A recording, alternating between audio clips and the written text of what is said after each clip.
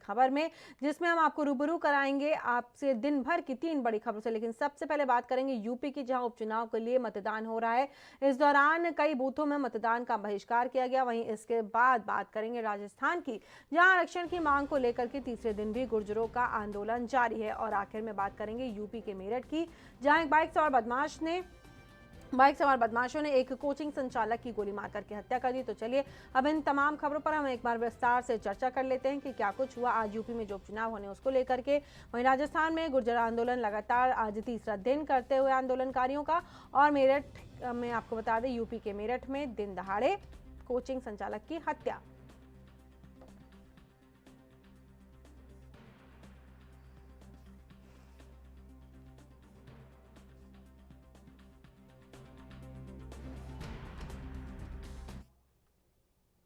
सबसे पहले चर्चा कर लेते हैं उत्तर प्रदेश के बारे में। उत्तर प्रदेश विधानसभा की 7 सीटों पर उपचुनाव के लिए मतदान जारी है। मतदान शाम 6 बजे तक चलेगा। 7 सीटों पर 88 उम्मीदवार मैदान में हैं। इनमें से 9 महिलाएं हैं जहां उपचुनाव हो रहे हैं। उनमें अमरोहा की नौगांवा, सादत, बुलंदशहर, फिरोजाबाद की टुंडला, उन्नाव की बांगरमऊ, कानपुर नगर की घाटमपुर, देवरिया और जौनपुर की मल्हनी सीट शामिल है। वहीं मतदाताओं में खासा उत्साह भी देखने को मिला। गौरतलब है कि दोपहर 1 बजे तक अमरोहा के नौगांवा सादत सीट पर 23.1% लोगों ने मतदान किया है। इस बीच तीनों सीटों के 3 बूथों पर ग्रामीणों ने मतदान का बहिष्कार किया। नौगांवा के सफदरपुर सोमाली की बूथ संख्या 356 पर ग्रामीणों ने मतदान का बहिष्कार किया है। इस गांव में 600 के करीब मतदाता हैं। इसके अलावा उन्नाव और फिरोजाबाद की टुंडला सीट के एक बूथ पर ग्रामीणों ने मतदान का बहिष्कार किया है। तो आपको बता दें कि आज यूपी में 7 सीटों पर उपचुनाव होने हैं और बेहद अहम हो जाते हैं ये चुनाव भी, क्योंकि आपको बता दें कि इससे काफ़ी हद तक ये भी स्थिति साफ होगी कि आने वाले मुख्य चुनाव में पड़ला जो ऊंट है वो किस तरफ बैठता है। जहां पर इन 7 सीटों में से 6 सीटें बीजेपी के पास थी, तो वहीं 1 सीट समाजवादी पार्टी के पास थी।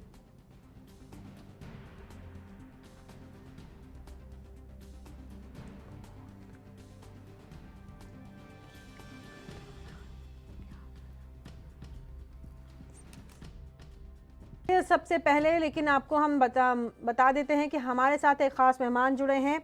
आप अंबेडकर नगर से जिला अध्यक्ष हैं कपिल देव वर्मा जी। कपिल देव जी, आपका बहुत बहुत स्वागत है एएनबी न्यूज पर। तो कपिल देव वर्मा जी हमारे साथ जुड़ गए हैं। बहुत बहुत स्वागत है आपका एएनबी न्यूज पर।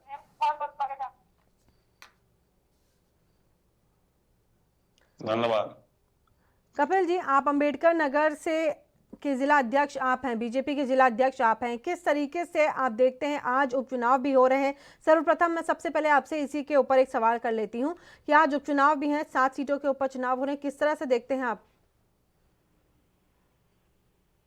जो हमारे उत्तर प्रदेश के 8 विधानसभाओं में चुनाव हो रहे हैं, हमारी सरकारी उपलब्धियों पर जनता खुश है और हम लोग 8 सीट जीतने का काम करेंगे। इसमें कोई दुविधा कहीं दिखाई नहीं पड़ा। ठीक है, जिस तरीके से आपने बताया है कि आप लोग 7 सीटों पे ही जीत हासिल करेंगे, वहीं आपसे मैं बात कर लेती हूं कि आपके खुद के जो आपका जिला है उसमें किस तरीके से बीजेपी की सरकार आने के बाद जब हम बात करते हैं डेवलपमेंट की, तो किस हद तक डेवलपमेंट हुआ है, क्या कुछ सुविधाएं आप लोगों ने जनता को पहुंचाई दी हैं?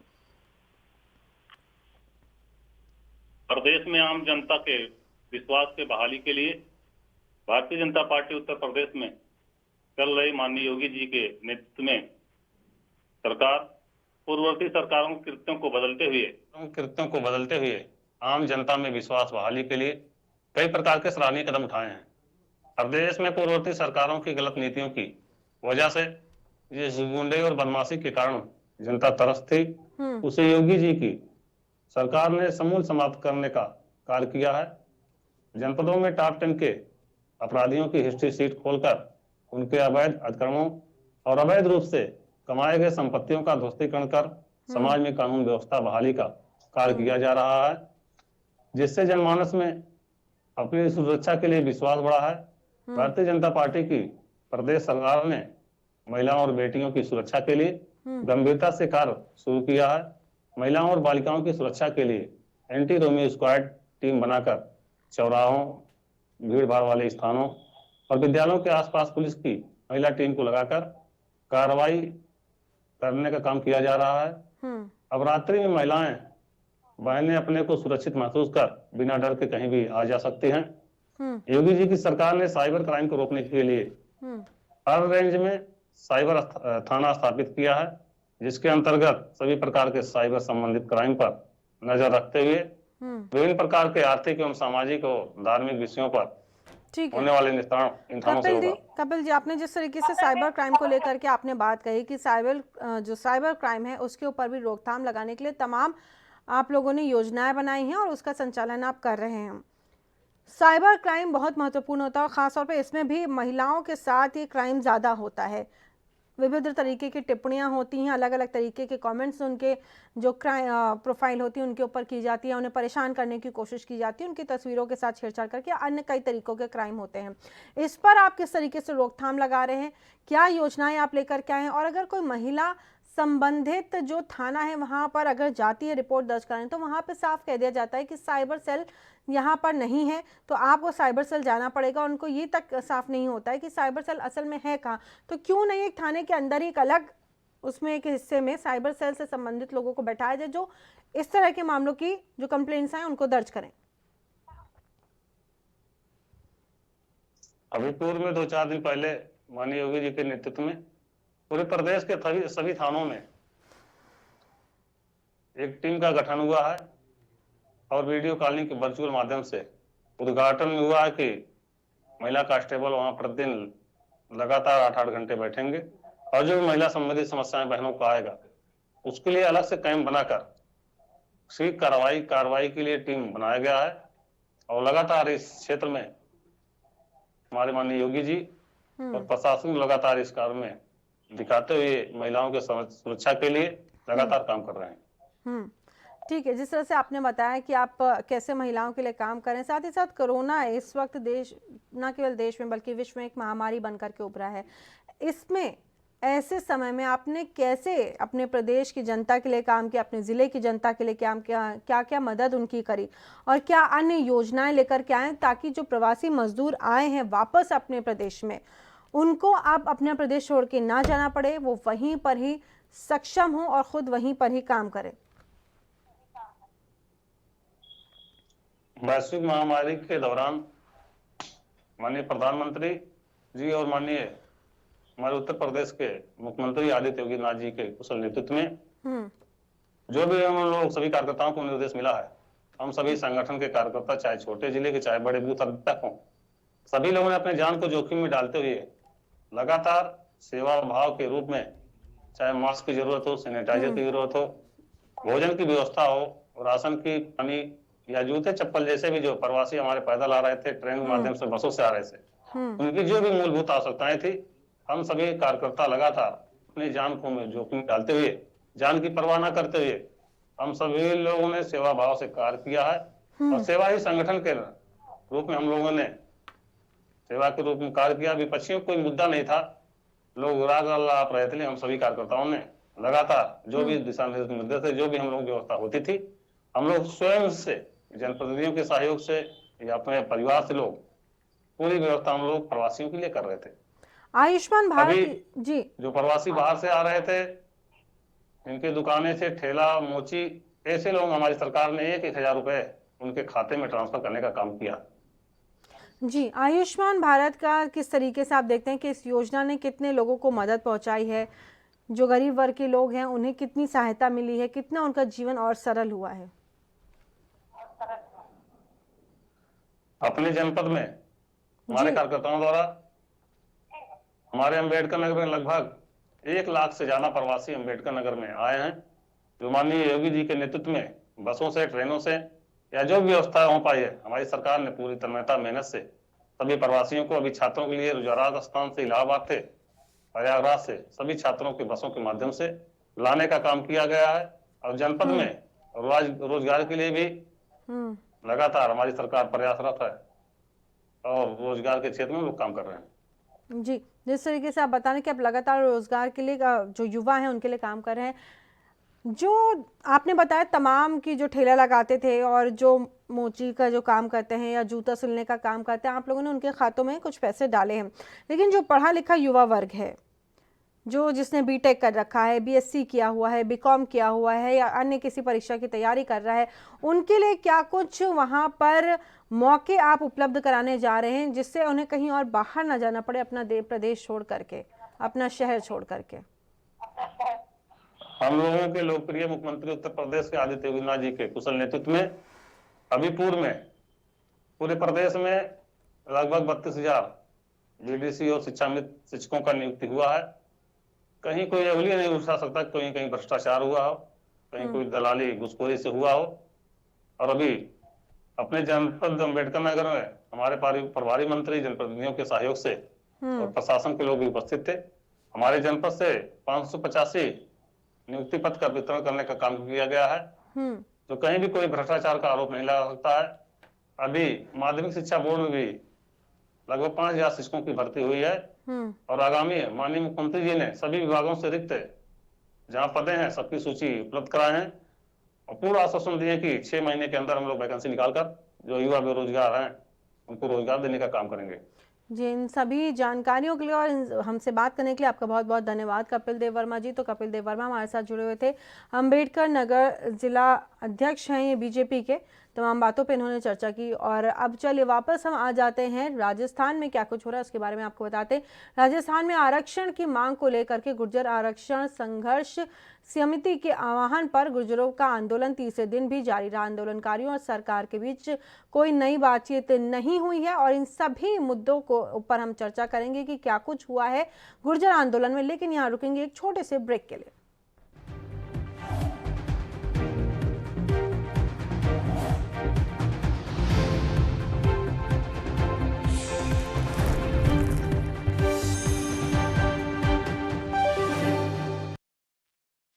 क्या आप दुबले पतले कमजोर हैं, आपकी सेहत नहीं बनती, भूख कम लगती है, वजन नहीं बढ़ता? दरअसल मेन बात खाना पीना खाना नहीं है, मेन बात है खाया पिया लगना।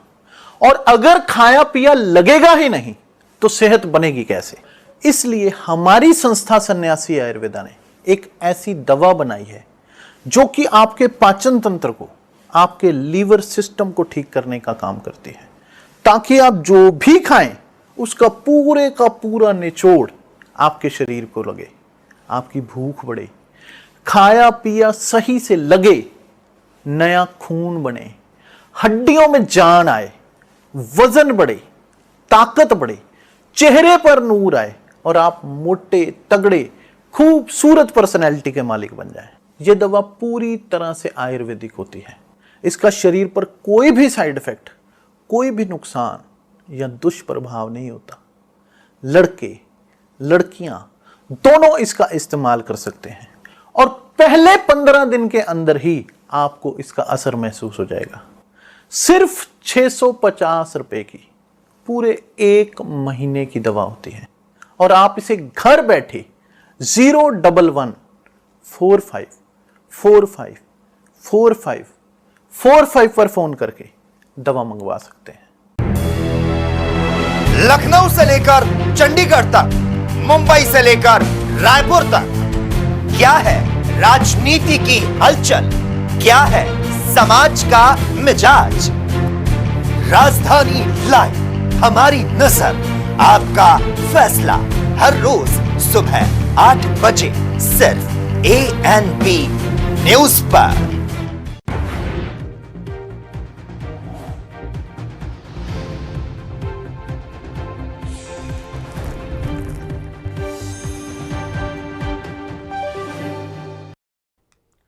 तो आपको हम बता रहे थे कि गुर्जर आंदोलन में क्या कुछ हो रहा है। सरकार से बातचीत के लिए भी दरवाजे खुले हुए हैं, ये कहना है उन प्रदर्शनकारियों का। वहीं संघर्ष समिति के संयोजक कर्नल किरोड़ी सिंह बैंसला के समर्थक बयाना के पास पीलूपुरा में रेल लाइन पर बैठे हैं।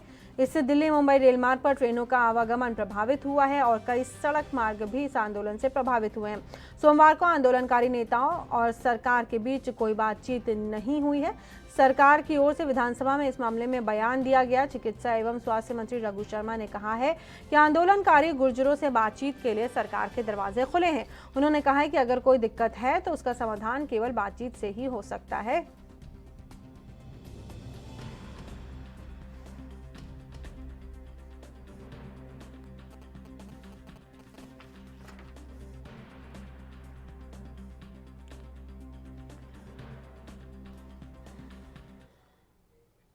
और इस मुद्दे पर भी हम विस्तार से चर्चा करेंगे, लेकिन उससे पहले इस वक्त की बड़ी खबर आपको बता दें कि महानायक अमिताभ बच्चन के ऊपर एफआईआर दर्ज की गई है। ये बड़ी खबर आ रही है इस वक्त मुंबई से। आपको बता दें बीजेपी विधायक अभिमन्यु ने ये शिकायत दी है। हिंदुओं की भावनाओं को ठेस पहुंचाने का आरोप लगाया है और इसी के चलते अमिताभ बच्चन के ऊपर मुंबई के लातेर थाने में ये मामला दर्ज करवाया गया है। और महानायक यानी बॉलीवुड इंडस्ट्री के महानायक अमिताभ बच्चन के ऊपर केस दर्ज करवाया है। अभिमन्यु जो बीजेपी से हैं, उन्होंने ये शिकायत दर्ज करवाई है। हिंदुओं की भावनाओं को ठेस पहुंचाने का आरोप लगाया गया है।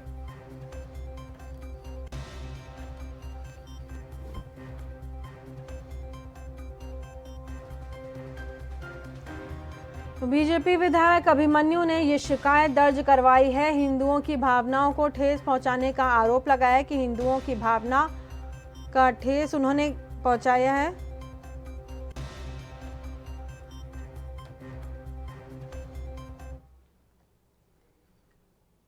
तो चलिए अब बात कर लेते हैं कि जिस तरह से हम राजस्थान की बात कर रहे थे, राजस्थान में आंदोलनकारी आंदोलन पे बैठे हुए हैं। आज तीसरा दिन है। गुर्जर आरक्षण के लिए प्रदर्शन लगातार जारी है। आप देख सकते हैं इन तस्वीरों में भी जो प्रदर्शनकारी हैं वो एकत्रित हुए हैं अलग अलग जगहों पर। आपको बता दें रेलवे ट्रैक्स पर वो बैठे हुए हैं, कुछ लोग अलग जगहों पे बैठे। ये देखें इन तस्वीरों में किस तरीके से रेलवे ट्रैक के ऊपर ये लोग बैठे हुए हैं और हटने को नहीं तैयार हैं। इनकी मांगे हैं कि जब तक हमें आरक्षण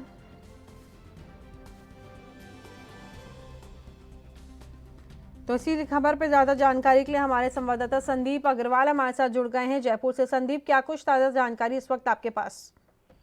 बिल्कुल बता दूं, देखो आरक्षण की मांग कर रहे गुर्जर समाज के लोग आज तीस दिन भी दिल्ली मुंबई रेलवे ट्रैक जो है उस पर डटे हुए हैं। वहीं पे कुछ दिन पहले तक जहां इस ट्रैक पर रेलगाड़ी की सीटी की आवाज सुनाई देती थी, आज वहां डीजे की धमाल सुनाई पड़ रही थी। यही नहीं, गुर्जर की महिलाओं ने भी मोर्चा संभाल लिया है और डीजे की धुन पर युवाओं के साथ जमकर ठुमके लगाती नजर आ रही है। सबसे बड़ी बात यह है कि जो पिछले दिनों जयपुर गई 40 सदस्यीय दल के सदस्य हरज्ञान पिपरा ट्रैक पर पहुंचे हैं और आंदोलन से काफी देर तक उन चर्चा भी की है और विचार विमर्श किया है, क्योंकि जो दो धड़े होने की बात सामने आई थी गुर्जर आंदोलन को लेकर। जो दो बड़े नेता थे, हिम्मत सिंह एक गुट हो गया था और एक जनरल किरोड़ी सिंह बैसला का हो गया था। अब किरोड़ी सिंह बैसला ने मीडिया में ये साफ कर दिया है कि हमारे गुट दो नहीं है, एक ही है और वो समझौता हमको मंजूर था, लेकिन कुछ महत्वपूर्ण बिंदु रह गए थे जिन पर समझौता कमेटी जो 41 सदस्य हिम्मत सिंह की कमेटी गई थी वार्तालाप करने के लिए सरकार से, वो बिंदु रह गए थे, उन पर चर्चा नहीं हुई, उन पर सहमति नहीं बन पाई है। इसलिए आज हिम्मत सिंह के गुट भी हमारे साथ आंदोलन में उतारू हैं और हम जब तक सरकार हमको हमारा जो मांगे हैं हमारी वो नहीं पूरी कर लेगी, तब तक हम आंदोलन करते रहेंगे और रेलवे ट्रैक पर डटे रहेंगे। जी संदीप, आपने जिस तरीके से इस पूरी जो ये पूरा मुद्दा है इसको विस्तार से बताया कि दो गुट थे, जिसमें से एक गुट गया था बातचीत करने के लिए, हिम्मत सिंह वाला गुट, और उन्होंने कुछ मुद्दों पे बात की थी और ये बात तय हो गई थी सरकार के बीच और वो जो समुदाय जो एक ग्रुप गया था उनके बीच में। अब क्या मुद्दे हैं? अब किन मुद्दों को लेकर के अड़े हुए हैं गुर्जर समाज के लोग कि ये चीजें भी तय होनी चाहिए और उसके बाद ही हम अपना प्रदर्शन खत्म करेंगे? देखिए स्वाति, मैं बता दूं आपको कि जिस प्रकार से 14 विशेष बिंदुओं पर उनकी सहमति बनी थी हिम्मत सिंह गुट द्वारा राज्य सरकार मुख्यमंत्री श्री से वार्तालाप के बाद में, अब ये साफ नहीं किया जा रहा है गुर्जर समाज के द्वारा कि कौन से बिंदु ऐसे अहम बिंदु है जिन पर सहमति नहीं बन पाई, या यूं कहें कि जिनसे असंतुष्ट है गुर्जर समाज के और जो आंदोलनरत हैं। क्योंकि जिस प्रकार से शनिवार देर रात तक 6 घंटे जो उच्च स्तरीय बैठक चली, वार्तालाप चली, गुर्जर समाज के कुछ नेता पहुंचे थे राज्य सरकार के पास और राज्य सरकार के साथ उनकी वार्तालाप चली। उस समय मीडिया में ये खबरें आई थी कि उनकी वार्ता सफल रही है और मुख्यमंत्री अशोक गहलोत की सरकार जो है उनकी सारी मांगे मान ली, 14 बिंदुओं पर सहमति बन गई है। उसके बाद में किरोड़ीलाल बैसला ने वापस ट्रैक जाम कर दिया और आंदोलन को बरकरार रखा। तो अभी भी उनसे मीडिया जो प्रेस कॉन्फ्रेंस की थी सुबह, उन्होंने तो पूछा गया था प्रेस कॉन्फ्रेंस के दौरान, तो उन्होंने ये साफ नहीं किया कि कौन सी बिंदु है। उन्होंने ये कहा, इस प्रश्न का जवाब उन्होंने इस तरीके से दिया कि मुख्यमंत्री अशोक गहलोत सब जानते हैं, हमने लिखित में दे रखा उनको और यहाँ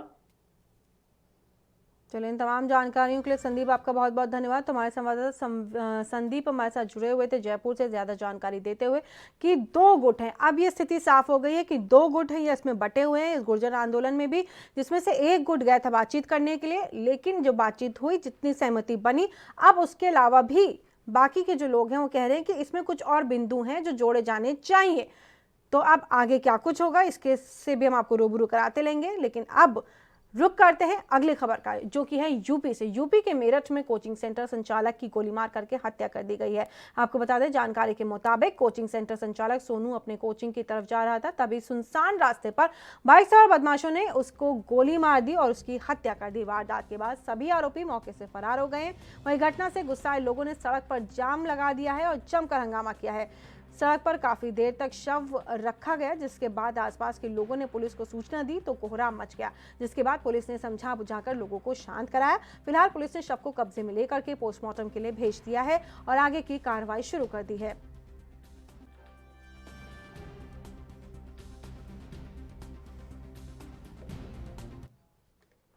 और इसी खबर हमारे संवाददाता सलीम हमारे साथ मेरठ पर जुड़ गए हैं। सलीम, क्या ताज़ा अपडेट इस मामले के ऊपर, जिस तरह से बताया जा रहा है कि सड़क भी जाम की गई है, और क्या आरोपियों को गिरफ्तार किया गया है, पहचाना गया है कि कौन थे वो लोग?